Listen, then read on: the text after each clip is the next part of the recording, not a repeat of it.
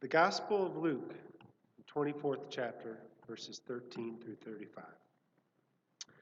Now on that same day, two of them were going to a village called Emmaus, about 7 miles from Jerusalem, and talking with each other about all these things that had happened. While they were talking and discussing, Jesus himself came near and went with them, but their eyes were kept from recognizing them. And he said to them, "What are you discussing with each other while you walk along?"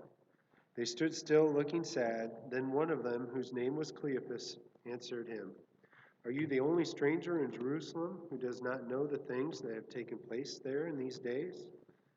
He asked them, "What things?"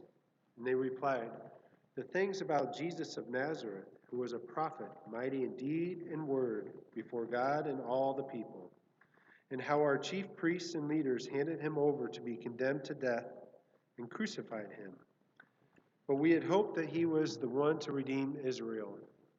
Yes, and besides all this, it is now the third day since these things took place. Moreover, some women of our group astounded us. They were at the tomb early this morning, and when they did not find his body there, they came back and told us that they had indeed seen a vision of angels who said that he was alive. Some of those who were with us went to the tomb and found it just as the women had said, but they did not see him."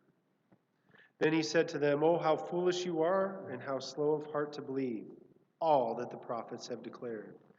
Was it not necessary that the Messiah should suffer these things, then enter into his glory?"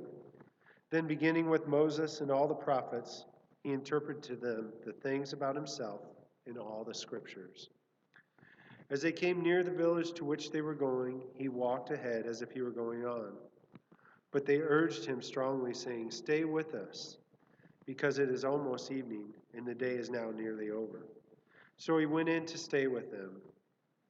When he was at the table with them, he took bread, blessed it, and broke it, and gave it to them. Then their eyes were opened, and they recognized him, and he vanished from their sight.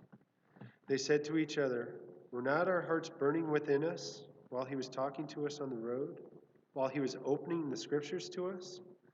That same hour they got up and returned to Jerusalem, and they found the 11 and their companions gathered together. They were saying, "The Lord has risen indeed, and he has appeared to Simon." Then they told what had happened on the road and how he had been made known to them in the breaking of the bread. The Gospel of the Lord.